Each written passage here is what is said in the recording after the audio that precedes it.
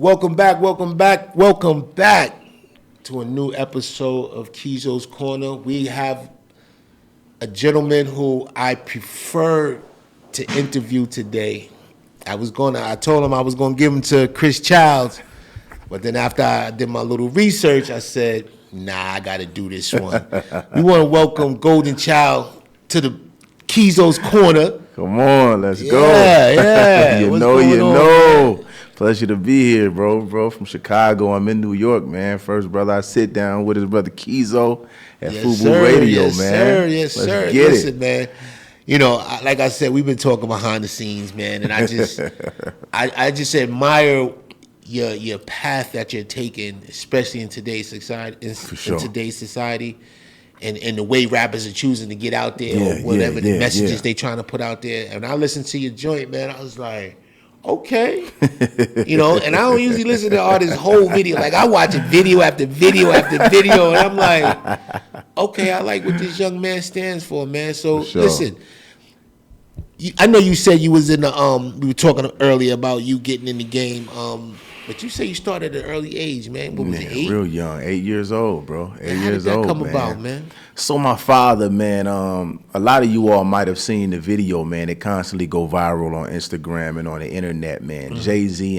Jay-Z and DMX was backstage freestyling on, I think it was the Hard Knock Life Tour or something like that. And then this brother jumps into the freestyle in an orange suit, right? Oh, that's your pops? That's Pops, bro. Whoa, that's what's up. Yeah, that's what's up. That's Pops, man. So at the age of 8, he gave me a poem he wanted me to recite. He took me to the studio. I tell the story all of the time, man. And that was my first time being introduced to what it meant to be, you know, like a recording artist. From there, you know, I got my feet wet a little bit. But then I think around 14, 15 is when I really started taking it serious, bro. I was in high school.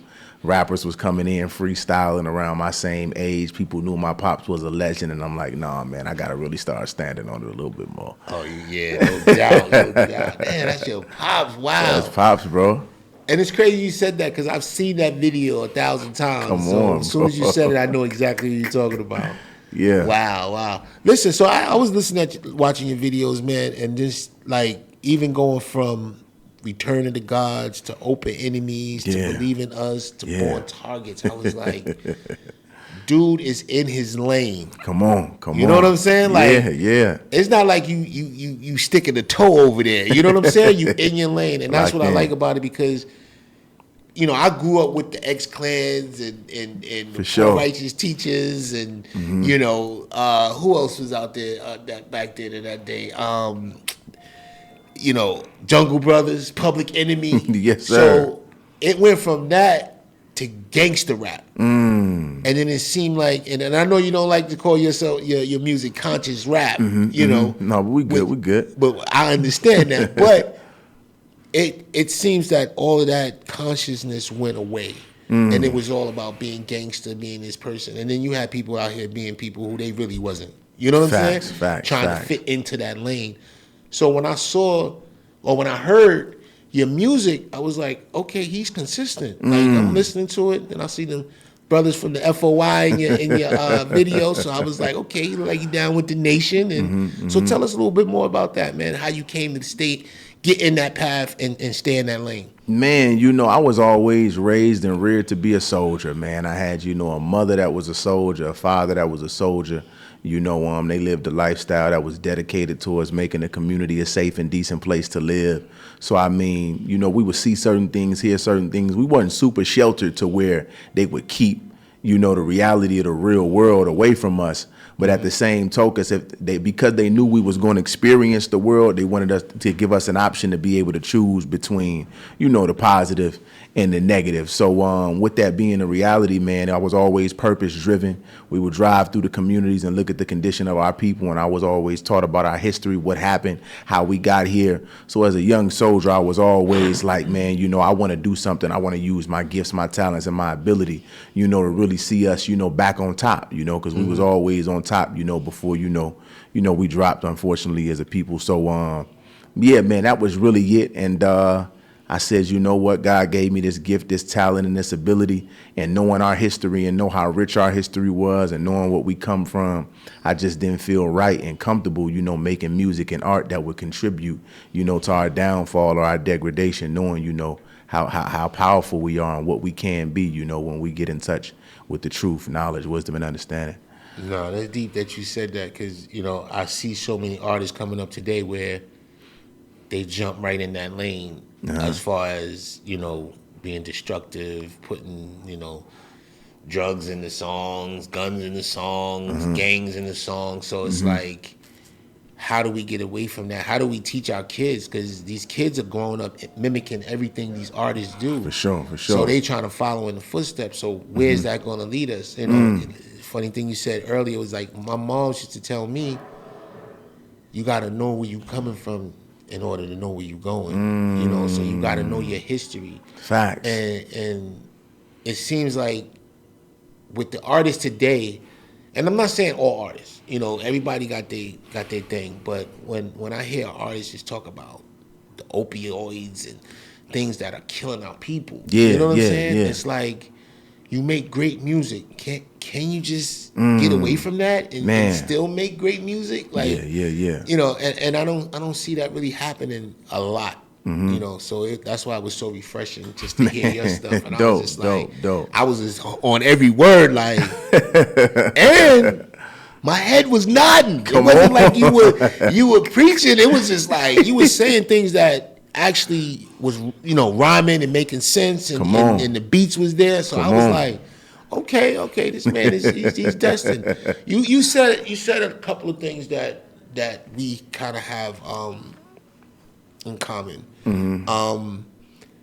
You mentioned how you're very active in your community. For sure. And you like to inspire and uplift your people. Yeah. And here at FUBU Radio, we have the same kind of model. You know, it's, you know, we didn't start this to be, you know, some gossip station or, you know, just bringing the negative to people. We wanted to make sure that everybody that came here was being uplifted, or even listening to the station, they can find different things that can motivate them, that can inspire them. For sure. So I'm glad to see you do that. Now, how do you know, Chicago a rough place, bro. I've been there a few times, you know what I'm saying? And a couple of times some things have broken out while I was there, you know, but not to say that all Chicago is bad, because all my people from Chicago will say, nah, there's just certain areas you got to be careful of. But, you know, what made you want to go out and speak to the people in these gangs and try to bring order? Like, I know, is it part of being in the Nation of Islam, or is it that's just something that's within you? No, that has a lot to do, you know, with definitely being a soldier and the way that we was reared and taught and trained. You know, we just got to be boots on the ground, bro. We got to be boots on the ground in the community with our people. And a lot of those areas you talking about is where I spend most of my time at. I really don't spend a whole lot of time in those areas where, you know, maybe beautifies, you know, the crime rate is very low. We spend time in those areas, you know, where our people need us the most, man. And doing it, man, how do I explain it, man? Once you get involved and really get actively involved in this work and not look at our people from the lens that, you know, they've painted, the picture that they've painted of themselves via the music and what you may see on the internet, you start to realize, you know, we really are beautiful people, you know, under all of the, you know, the recklessness, the crazy stuff you may see, we are very, very, very beautiful people. But a lot of us is hurt, bro. A lot of us are in pain. A lot of us, you know, have grown up in the struggle, whereas what you see us exemplifying in our music is literally all that we've come to know, growing up in the trench.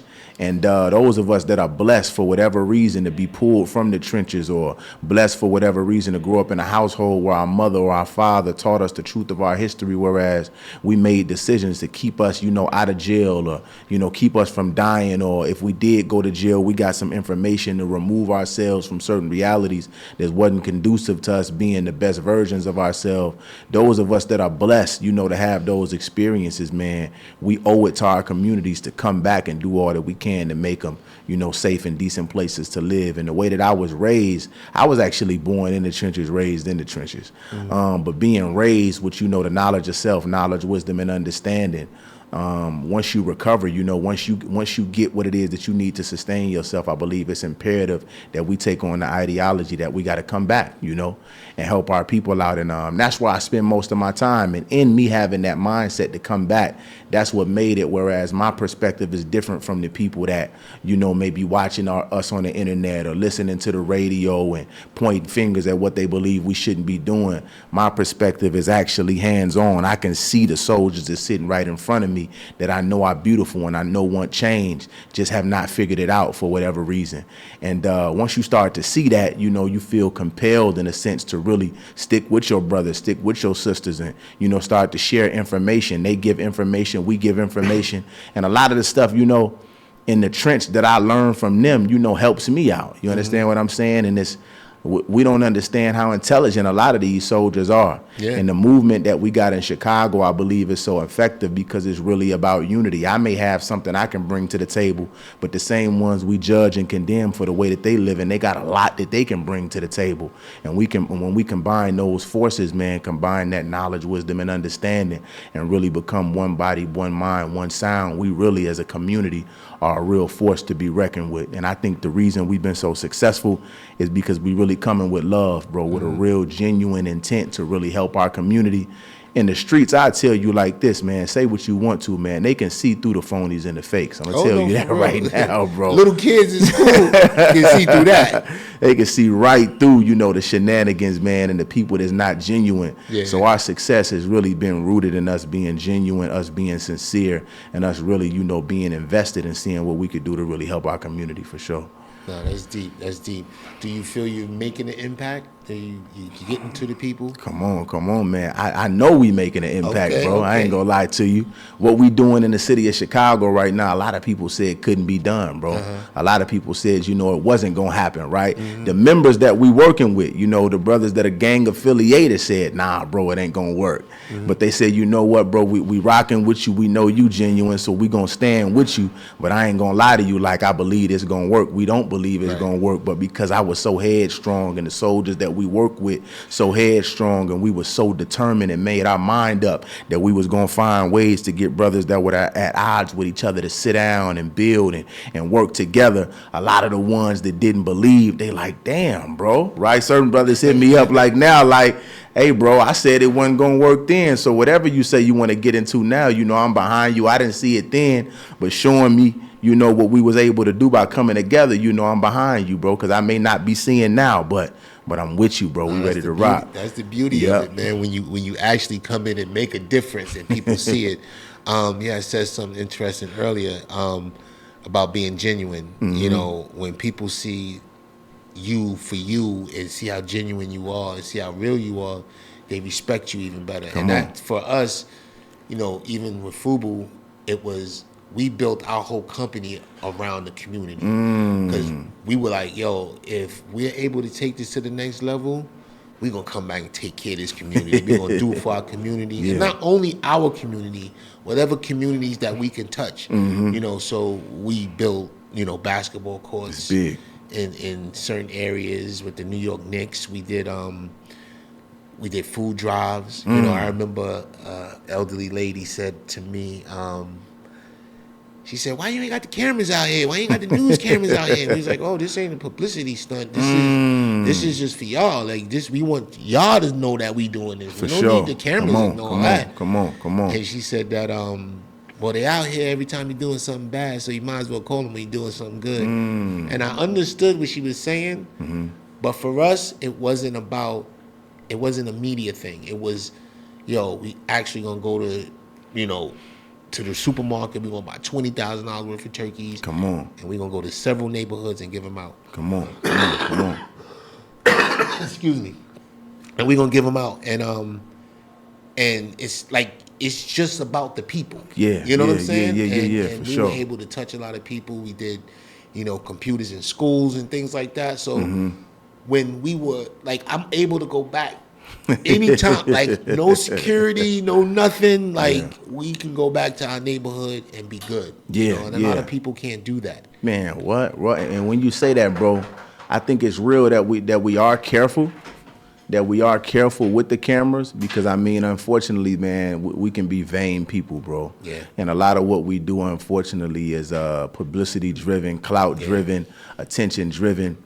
At the same token, I feel like it's just about having balance because in a day and an age where so much negativity is mass-produced, the positivity, you know, in today's society almost starts to feel like it don't stand a chance, right? But God sees all. But with our movement, you know, we pick and choose when we decide to bring the cameras out. Just recently, within the past 6 months, we started to, you know, shout out Young Will, Eye of the Trenches. He's a videographer in Chicago who's been moving through the community with us. But we started to bring the cameras out, right? Not only because we want to reach the masses, but because we understand that, you know, certain platforms that are hell bent on pushing the negativity not going to give us a platform for positivity.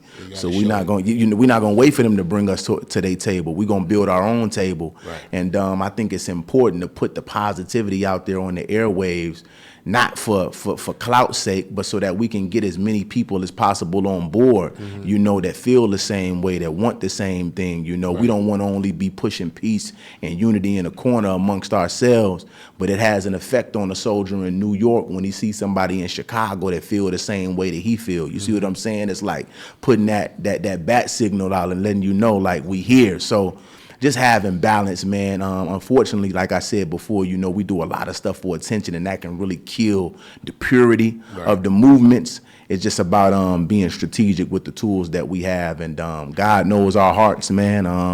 And just having that balance, you know, when you're using these cameras. And sometimes you really have to, like, you know, like you said, bring the cameras out because social media could be a mother, you know, like. I'm not a big fan of social media. I work on it to do what I got to do.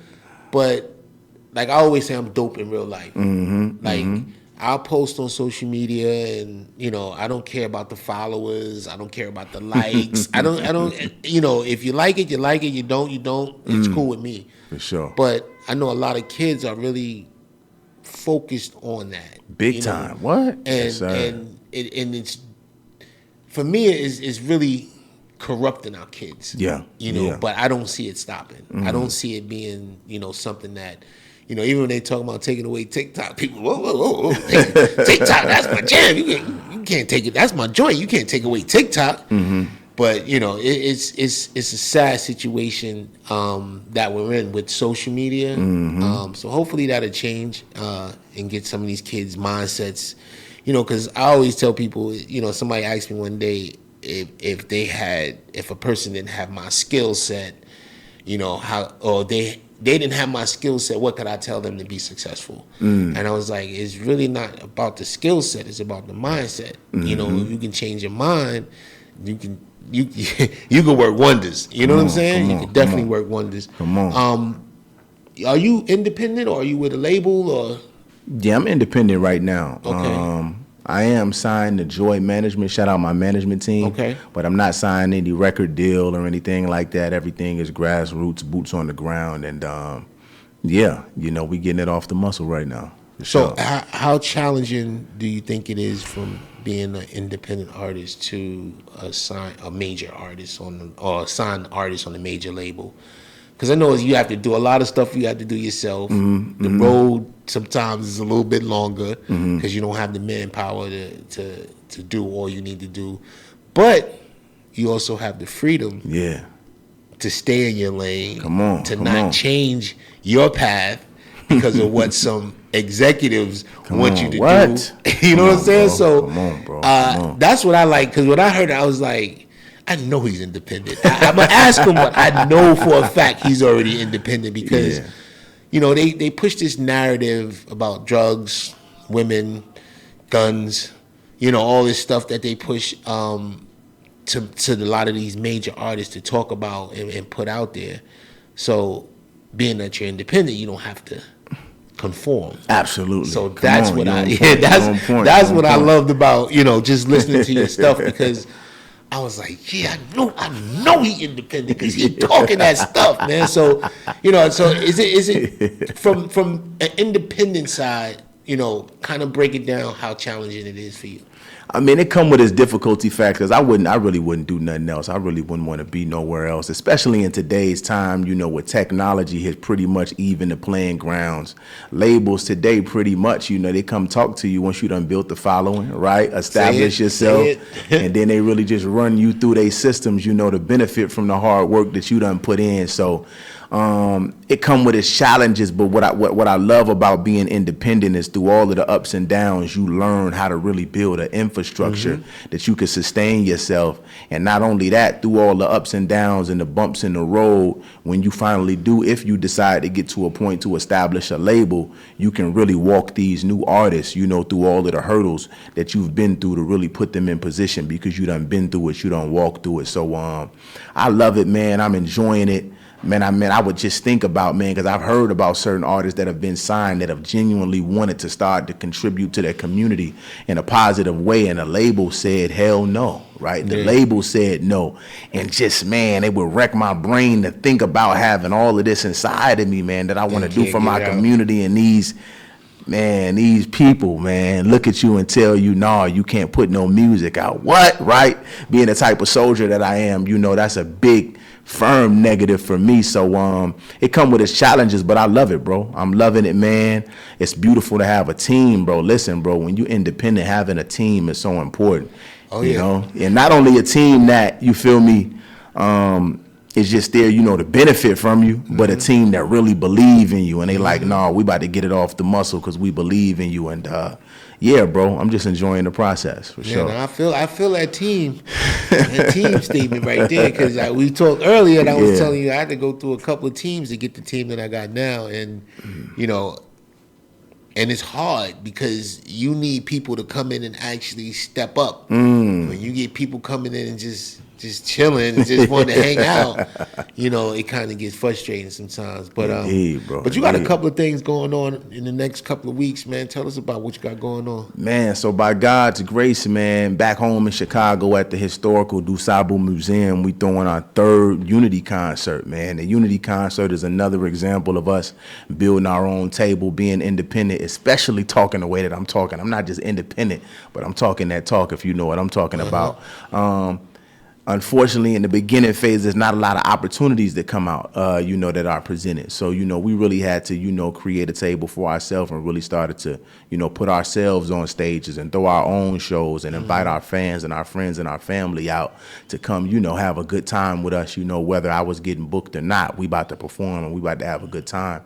But the Unity concert, man, is really a concert that's geared towards, of course, making our community a safe and decent place to live, but bringing those different artists and those different, you know, figures in the community that are really boots on the ground, doing that work together in one space, gang organizations in one space, positive artists in one space to really celebrate the work that we've been doing, but really just have, you know, good, fun, you know, good, righteous, fun times together, bro. You understand what I'm saying? So yeah, that's it. The third one is gonna be in Chicago at FUBU Museum. Of course, I'll be performing live. Tariq Hakeem, my brother who signed the Rock Nation, go be performing live. Rico Shy, Tifa, Healthy Hood Cadre, and yeah, man, it's gonna be a real big deal in Chicago, the 25th of May. And then you got something up here when SOBs. New York, yes sir. NYC, yeah, man. I'm have to pull up on you on that one. You got to come through, man. I ain't been to New York, man, probably in about 8 to 10 years. I came out here, man, a long time ago when I was going viral on the internet. I was 125th in Harlem, you know, demonstrating with the brothers, man. I didn't know how much of my music was really touching the world till I walked up there, man, and the people flooded me, bro. On 125th. Yeah, that was 8 years ago, but now I'm back. You know, we coming back to New York again, May 30th at SOBs, the, you know, historical, legendary, classic SOBs.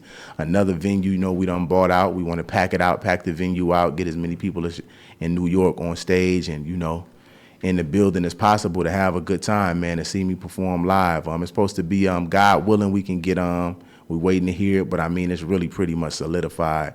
DJ Mathematics from the Wu-Tang Clan on the ones and twos, you know. You know, a few other big names, you know, waiting to confirm. But, yeah, Iborn, supposed to be performing. Ashe Karan, Donique, you know, who really big out here, you know, with the nation. Yeah, you know, May 30th, we're going to be at SOBs. Pull up on me. Yes, sir. That's big, man. Listen, man, It's a pleasure to even sit down with you, man. It's refreshing. Yeah, like for sure. I haven't seen anything or heard anything like you in over 20 years. Man. You know what I'm saying? Talk So, about- like I said, just to sit down and read through your stuff and watch your videos, and then for you to come in here and we sit down and we talk, and it's just refreshing, bro. Come on. And you know, I call myself a senior citizen. You know what I'm saying? You know what I'm saying? I'm there, man, mid-50s. You know what I mean? But it's like from where I came from, and then from the stuff that I see. You know, I've been born and raised in New York all my life, and I see it. It was bad, and it got better in the crack era. Then it got better. Then, you know, I've seen all the pitfalls and ups and downs that we've been through. But now, just looking at, like, I wake up every morning to kids getting stabbed, shot, and killed. Every morning, 12-year-old got stabbed. Shot this morning. The 12-year-old got slashed in the head by some guy just randomly just slashed in the head. Like, come you know, on, and bro. all these killings of these kids, and you know, and I try to do my part as much as I can. You know, I talk to kids, I go out, I speak, and do everything. You know, if you're able to change a few, maybe even one, you know, you're doing something right. But Come on. you know, come on. to hear your music and the stuff that you're rapping about, it's eye-opening. Come you know on, what man. I'm saying? It's really eye-opening, and it's not preachy. Yeah, It's nah. not We preachy. couldn't be It's- preachy, bro. Yeah, it's eye-opening, but it's catchy. Yeah. You know, like I said, it had me nodding my head to the beat. Even what you were saying, I was just like, oh, all right, say that. You know what I mean? But it's just refreshing, man. I'm glad yes, you pulled sir. up on me, man. I'm Yes, sir. glad I took the opportunity. I'm glad I didn't pass this off to another host, because I would have been sitting here like, let me get in that mic. Let me sit down here. Let me sit down with you. Yes, sir. But let people excited, know where they bro. can find you, man. Man, you can find me on Instagram at GOALDENCHYLD. GOAL, like goals in life, DEN_CHYLD. That's Instagram. That's Twitter. It's Goalden Chyld on Facebook. Yeah, and pretty much all across the internet, man. Goalden Chyld, man. You know, tap in with me. And man, to what you said, and then I know we can wrap it up, man. Just, you know, rest assured, have no fear, you know, by God's grace, Goalden Chyld is here, right? And we really here to reverse, you know, all of the negative effects in hip hop. You know, that the drill culture, you know, and that transition you was talking about from the consciousness to the negative has had on our community. And it's going to come with its challenges. It's going to come with its difficulties, you know, but when God is with you, who can be against you, bro? And we making strides, man. And I like to believe that I represent the beginning of a new era, man. So we're going to get it done, bro, for sure. I appreciate you pulling up, man. Anytime you like anything else you want to drop, you know, you want to come back on the 30th, come on back on the 30th, man. Pleasure to have you, man. For sure. Listen, another episode of Kizo's Corner in the Can with my man Goalden Chyld and your boy Kizo. We out. All right? sir. Peace.